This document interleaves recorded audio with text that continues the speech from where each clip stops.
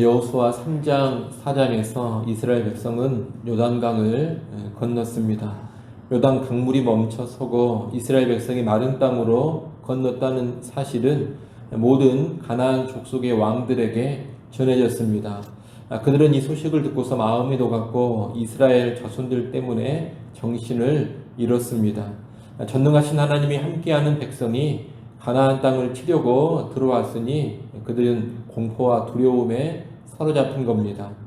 요단강을 건넌 이스라엘 백성에게 하나님은 새로운 명령을 내리십니다. 그것은 할례를 행하라는 겁니다. 이 명령은 출애굽 후에 할례받지 못했던 2세대를 향한 명령입니다. 광야 생활 기간은 할례를 행하기가 어려운 환경이었습니다. 할례를 받으면 일주일 정도 회복 기간이 필요합니다. 그런데 광야의 삶은 언제 이동할지 모르는 그런 상황이었습니다. 그래서 새로 태어난 아이들의 할례는 정착할 때까지 유보되었습니다. 그렇게 유보되었던 제2세대의 할례가 이제 시행되는 겁니다. 이 명령에 따라 여호수아는 할례를 행했고 할례를 행한 후 하나님은 내가 오늘 애굽의 수치를 너희에게서 떠나가게 하였다. 그렇게 말씀하십니다. 그래서 할례를 행한 곳을 굴러감이라는 뜻을 가진 길갈이라고 불렀습니다. 애굽의 수치가 굴러갔다는 뜻입니다.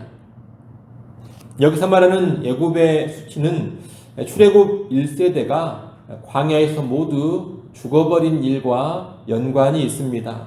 1세대는 출애굽은 했지만 광야 생활 동안 줄곧 불순종하며 떠나온 애굽을 그리워하곤 했습니다.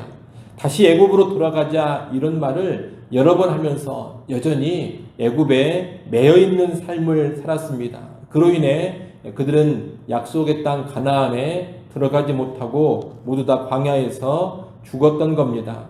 이러한 모습은 애굽의 속박이 여전히 이스라엘 백성에게 내재되어 있었다라는 것을 보여줍니다.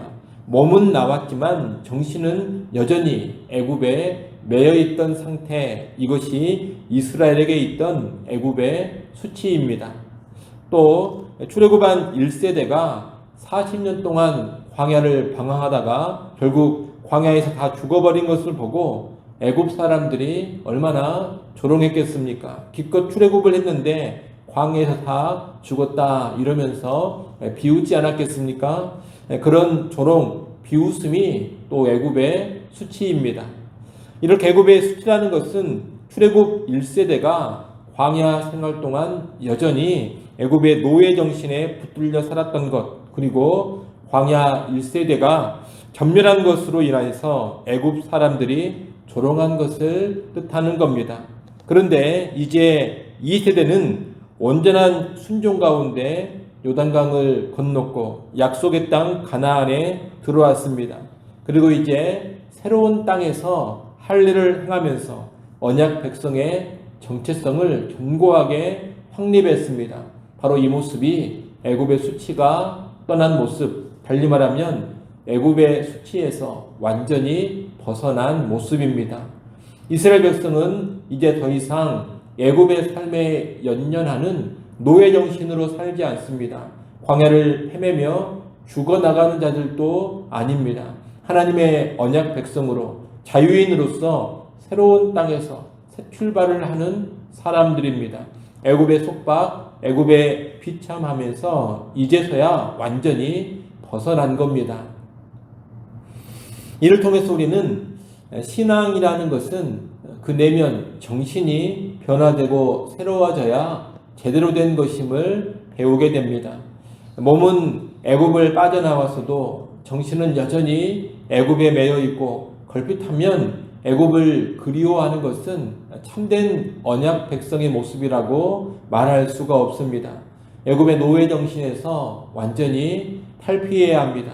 애굽을 그리워하거나 걸핏하면 애굽으로 돌아가려고 하지 않아야 합니다. 대신에 가나안 땅을 바라보고 가나안 땅을 밟고 누리면서 살아야 하는 겁니다. 그것이 진정한 할례요, 온전한 출애굽입니다. 오늘날 우리 삶에 적용하자면 그저 교회에 등록하고 세례 받았다고 해서 진짜가 아니라는 겁니다. 세례를 받고도 여전히 세상의 풍조, 세상의 가치관에 매여 있고 늘 세상을 그리워하고 세상을 사랑하면서 살고 있다면 그런 세례는 아무런 의미가 없는 겁니다. 형식적인 세례에 지나지 않는 것이요. 그런 사람은 참으로 구원받은 자라고 말하기가 힘듭니다. 예수 믿고 세례 받았다면 세상을 등지고 이제 천국을 바라봐야 합니다. 이미 이 땅에 임한 천국에 들어가서 천국 백성다운 삶을 살아야 합니다. 세상 나라가 아닌 하나님 나라의 가치관을 가지고 하나님 나라 백성답게 살아야 합니다. 그래야 진정한 세례를 받은 것이고 그래야 정말로 구원받은 사람인 것입니다. 그러니 오늘 우리의 신앙 고백, 우리의 세례가 정말로 죄악의 수치, 타락한 세상에 종되었던 수치를 불러가게 한 참된 신앙 고백, 참된 세례인지를 돌아봐야 하겠습니다. 우리는 하나님 인정하시는 참된 세례, 참된 신앙 고백, 참된 구원의 백성이 될 수 있기를 소원합니다. 이렇게 길갈에서 행한 할례는 언약 백성의 정체성을 제대로 보여준 일입니다. 아울러 이 길갈에서의 할례는 아주 큰 믿음의 순종이기도 합니다. 지금 요단강을 건너서 가나안 땅에 들어왔습니다. 이제 정복 전쟁을 본격적으로 시작하는 한 복판에 들어온 것입니다. 지금 눈앞에는 여리고라는 적군의 성읍이 있습니다. 적군과 대치하고 있는 상황인 것입니다. 그런 상황에서 대부분의 백성이 할례를 받는다는 것은 군사적인 측면에서 보자면 너무나도 무모한 일이요 어리석은 일입니다. 할례를 행하면 몸을 자유롭게 움직이지를 못하고 고통 가운데 며칠의 회복 기간을 보내야 합니다. 만약 그 기간에 적들이 기습적으로 공격을 해 온다면 이스라엘 백성이 몰살당하는 것은 시간 문제입니다. 아무런 저항도 제대로 못하고 다 죽임당하게 되는 겁니다. 그러니 이 길갈에서 할례를 행하는 것은 하나님을 향한 전적인 믿음 없이는 불가능한 일입니다. 인간적인 생각만 가지고서는 절대로 할 수가 없는 일이라는 겁니다. 그런데 여호수아와 이스라엘 백성은 하나님이 명령하셨기에 그 명령을 따라 할례를 행합니다. 상식과 어긋나는 일이요. 대단히 무모해 보이는 일이지만 하나님이 지켜주시리라 이런 믿음을 가지고서 명령에 순종한 것입니다. 이 모습이 출애굽 1세대와의 아주 큰 차이점입니다.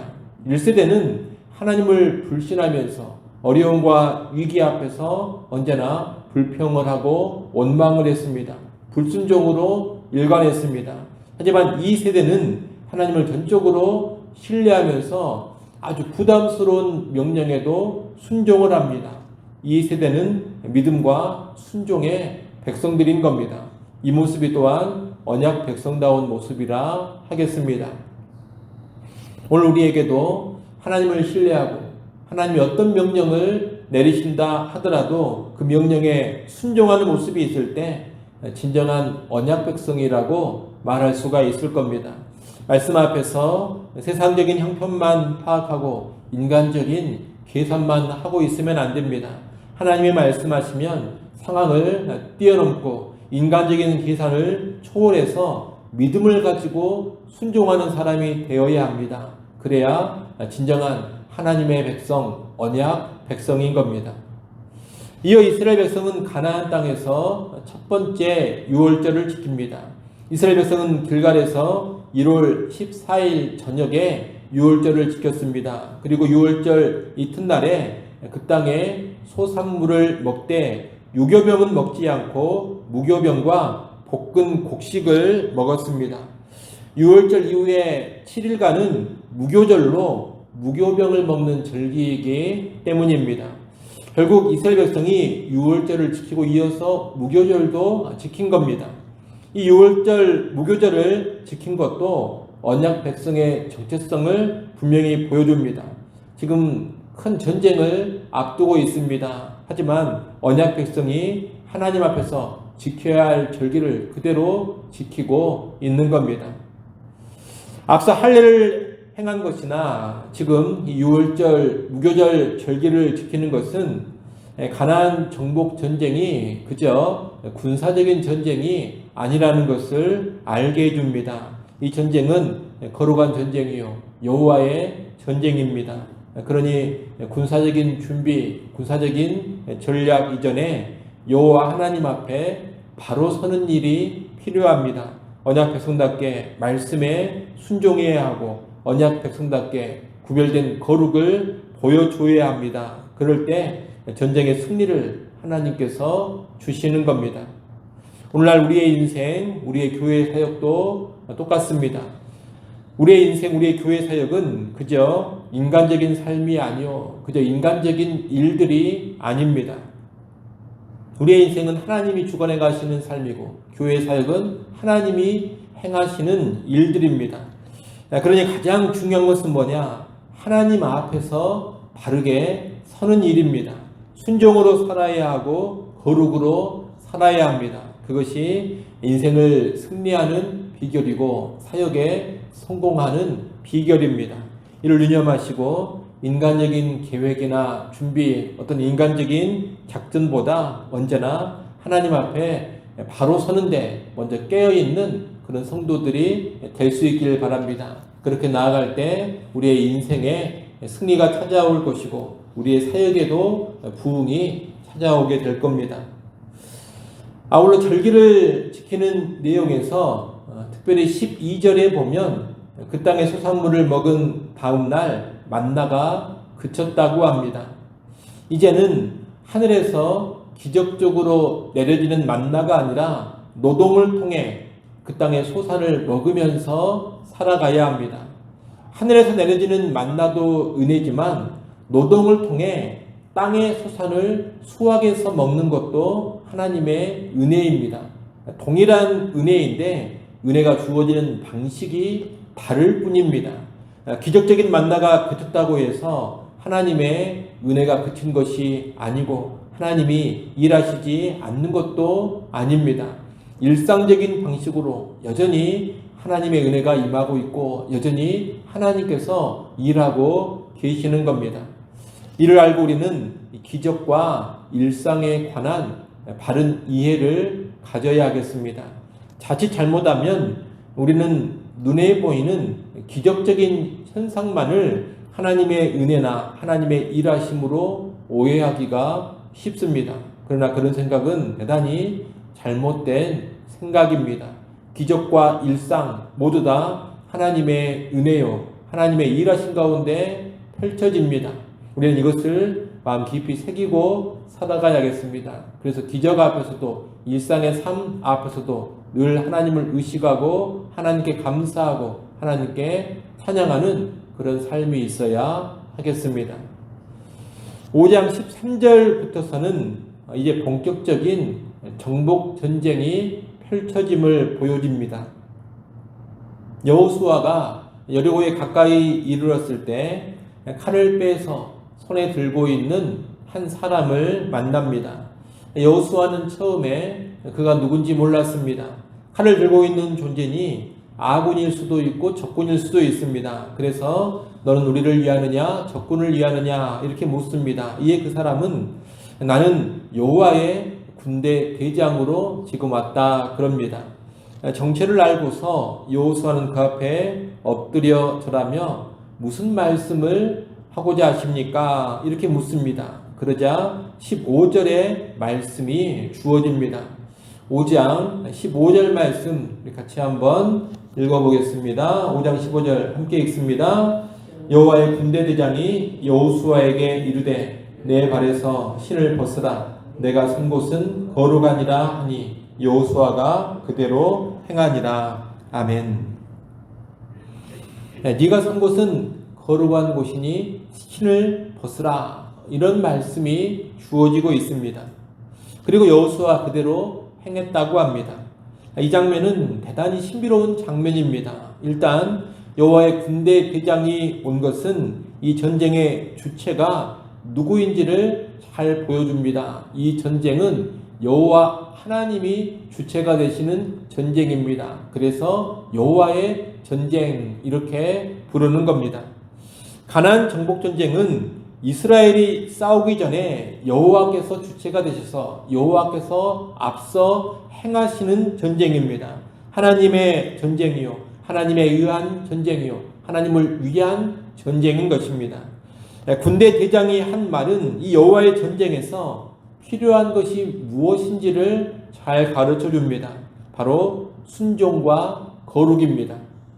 신을 벗는 것은 이 순종과 거룩 두 가지 의미를 모두 다 가지고 있습니다. 일단 신을 벗는 것은 권위자 앞에 서는 태도입니다. 일례로 노예가 그렇게 합니다. 권위 앞에 철저히 순종하겠다, 그런 표식이 신을 벗고 있는 겁니다. 또 신을 벗는 것은 거룩의 모습입니다.